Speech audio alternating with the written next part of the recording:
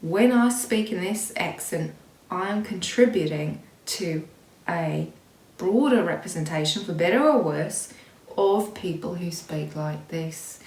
And I don't know what the effects of my discourse are going to be right now. I am playing with language and I'm playing with character, but a lot of people would say that I'm playing with fire, because I am just simply taking representations and playing like ping pong, just ping ponging them back into the world. Now, I simply could have stayed silent, not made videos like this, not transgressed and taken on the voice of another, taken on a voice that is clearly not mine. And yet, it is so interesting to me to feel the textures of what makes up our impressions, our whatever is communicable about personality. So how can you read my personality? Yes, this is a bit of a behaviorist argument. You can only read my personality through my effects, through my behaviors, through the tone of my voice. And yes, this is what I have to offer. This is the palette, the sort of paints that are available to me, the colours of personality. And what does it mean to treat these inauthentically, not using them as I'm supposed to? It's a little bit like being given the paints to paint the church, a bit like Michelangelo, and then what I've gone and done with these paints is sort of deface the church.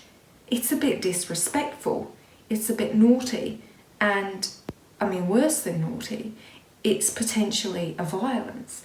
That is the concern, I think, that might exist around the practice of appropriating voices.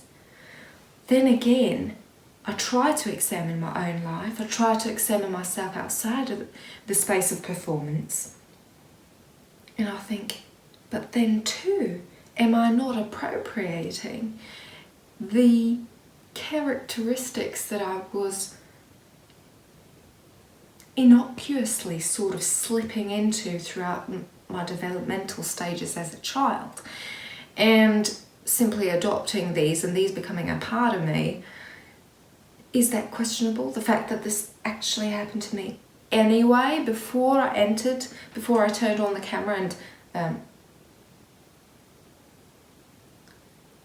had the audacity to transcend the formulaic makeup of what you expect to be Katarina. No. So I picked another colour today. Can you? Now a lot of people will be fearful of this, and perhaps with good reason. Can you simply walk out into the world and pick a colour? Pick what sort of personality you're going to wear today? This concept of the arbitrariness of the fictionality of personhood really gets to the heart of some of the things we really fear.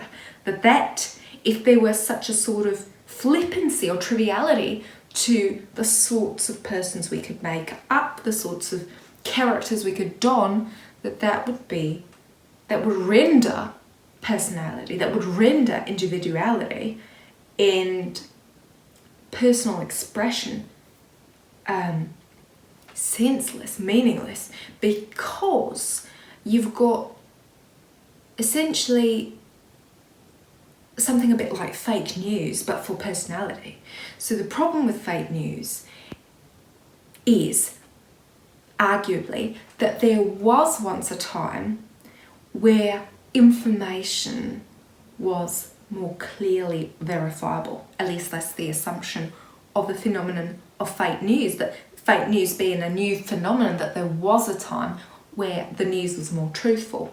That's contestable in itself, but for now let's move on from that. Fake news renders all news questionable. In a similar way, in a similar fashion, does me taking out the paints of personality and deciding to have a little go on myself, does that treatment essentially construct a world in which personality has no sense, is sort of nihilistic, a bit like fake news makes news nihilistic. We've developed a sort of cultural cynicism towards the media, whereas before, media performed a sort of parental role for a nation. In fact, that's what a lot of paternity, that's what a lot of authoritarian regimes actually managed to take advantage of when it came to media, that a lot of people saw the media as performing a sort of parental function. Is we can put that on the side and realise that nowadays we may have achieved a sense of democratisation of the media, a sense, right? It's still governed by capitalism and the market forces that kind of sort the self-published material that is out there on the internet. So, but given the fall of the paternity of the media, we no longer trust it as we would unconditionally trust a parent. Maybe fake news isn't such a bad thing. Maybe it's simply taught us to be more critical, to be as critical about the media, about received information, as we should have been 100 years ago.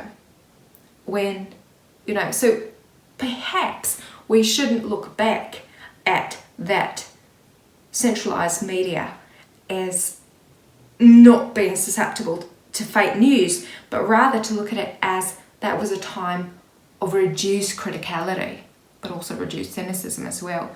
So these are the sorts of problems that arise, and so I'm wondering if actually we're seeing the same dynamics between democratizing. So I'm looking at my individuality and I'm absorbed in it. I'm curious about the material makeup of my personality radiation. So I'm a bit like, I've got these Epicurean skins flying off me that are being read as character, but are also being inferred as my essence. Of course not now, because we know we're under the space of pretense, under the space of performance, we're pretending. But in reality, when I take the cloak off, I will still be emitting these Epicurean character skins, and people will be reading those and inferring my essence from those character skins. A little bit like the skins in Minecraft, the skin is also providing the opportunity for interfacing within the world of Minecraft. So the same is true of my Epicurean character skins. Now, where on earth was I going with all this? That's what I'd like to know. I think I wanted to draw a comparison between fake news and my fake behaviour right now as a performer. This fakeness, which is even terribly obvious from the failures of my voice to uphold the same accent. I'm fluctuating and struggling all the way through.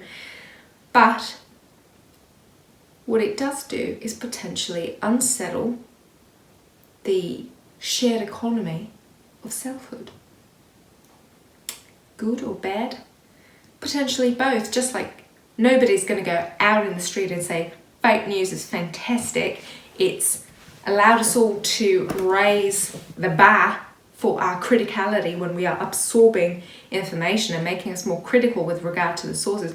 Of course, I'm being generalizing here. We have had lots of problems in society with people not actually possessing that criticality. Specifically, also this is tied into capitalism because you have these huge market forces rewarding these massive corporations to gain a real asymmetry in power over its users. So the corporation has a lot of knowledge through data mining of its users and is able to take advantage of them. So it is questionable to what degree we can autonomously as users develop that criticality needed to assess the very market forces and its resultant technologies which are there to keep us hooked on media, on the internet.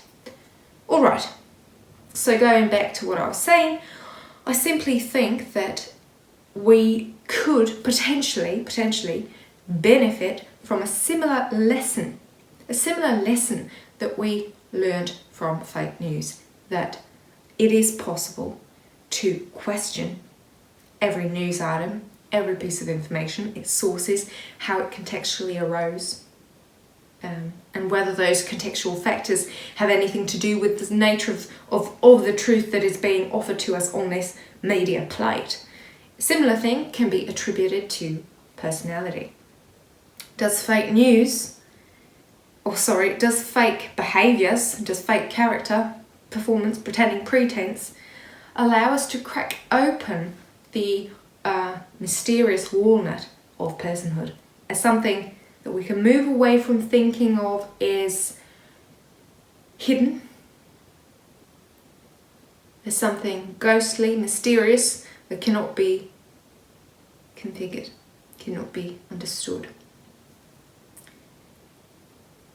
And can we develop a certain critical awareness of character, of its dynamics, of its mechanics, how that sort of Epicurean skin function, how it spreads, how my Epicurean character skins sort of radiate and then affect others in my environment?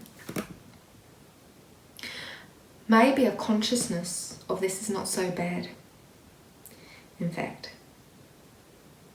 So I've been taken on this really wild goose chase. I apologise for my misrepresentations and my representations and my